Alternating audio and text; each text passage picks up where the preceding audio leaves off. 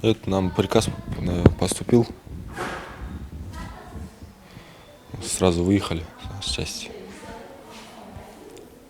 Кто еще из ваших коллег пострадал? Я не знаю даже. Как долго вы простояли там? Где-то, наверное, полчаса стояли, держали. Какую территорию? По Орузбекова, Бокомбаева. А потом вы сразу приехали сюда, да? Как вы себя сейчас чувствуете? Нормально. А кроме того, как вас ранили в голову, ничего больше нет? Нет, только это.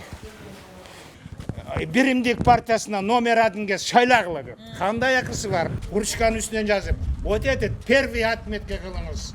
Биримдик деген не болады? Күш менен салып.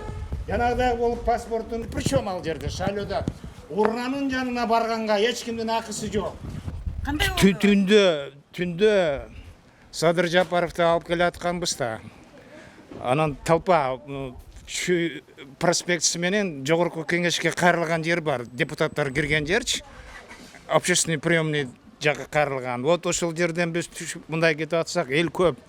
Бир вот этот служебный спецмашина кайгыл кызматы деген милициялардын машинасы элден качып бараткан экен, ызычуу болуп катуу скорость менен кетип атыптыр да. Эки жаш баланы ыргыта сүздү. Жамбашынач, алар элге жыгылып калды, элдин үстүнө. А мен да качканга болбойт. Народ невозможно жылгангач, буту аркаңкы дөңгөлөгү төлөп кетти. Мына жерде мындай базыпчы. Мен мындай жылып калдым да. Анан ошол жерде калды. 2-3 күн кымылдабай жаткала деди. 2-3 күн кымылдабай жатканга биякта месте жок. Мен саат 7-ден бери бир жерде жаттык. Азыр невозможно мен чыгып эле мындай акырын кетейин деп. Абал каякта? Больницада абал өтө напряженный экен. Адан эл көп келатат, орун жок. Врачтар, бакыштар чуркап, улам келгендерин баарын жаткызып атат. Бирөө колу сынган, бирөө бутун урган, бирөө жамбашын урган, бирөө белин урган, ушундай адам көп экен да. Месте жок.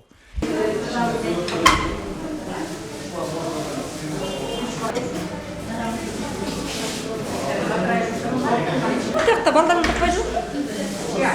Шында балдар.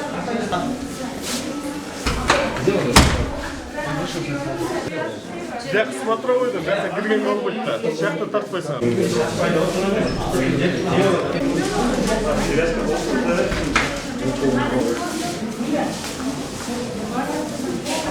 Жоқ, ендікі мен сізді айтқан жоқ, түйген қыз қайда отыр. Алдаңылы келген ал. Мына мұң бұрас.